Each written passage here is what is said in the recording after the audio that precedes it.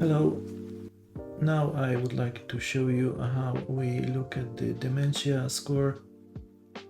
Example is this 83-year-old patient with the current exam above and the exam when the patient was 69. Below those three images, this is just a skull from today. So first, what we do, we look at the cortex, and here we can see progression of atrophy.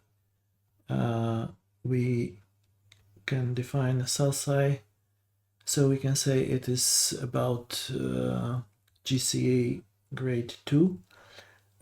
Then we look at the ventricle system, and we can see it is slightly widened, but there is no expansion of corpus callosum, normal, size of the subarachnoidal space, so we do not say that it's hydrocephalus, perhaps slight central atrophy. However, the temporal horns are widened a bit. You can see this bunny sign here, another bunny, and we score the temporal atrophy as MTA 2 to 3 on the right and MTA 2 on the left. And you can see that there is a definite progression, as you would expect in age, maybe more pronounced.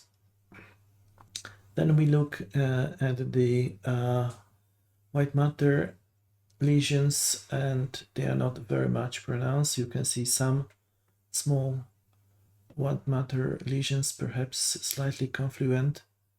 We would give it Fazekas grade 1 till 2, perhaps old lacunar infarct, the anterior arm of the internal capsule, perhaps also visible here, but also can be widened perivascular space. So no signs of a significant small vessel disease.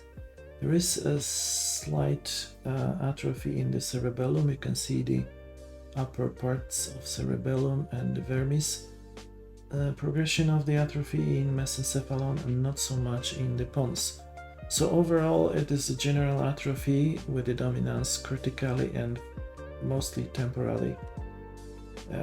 For the age, I would say it's not so alarming, but this is the type of the scoring that we do.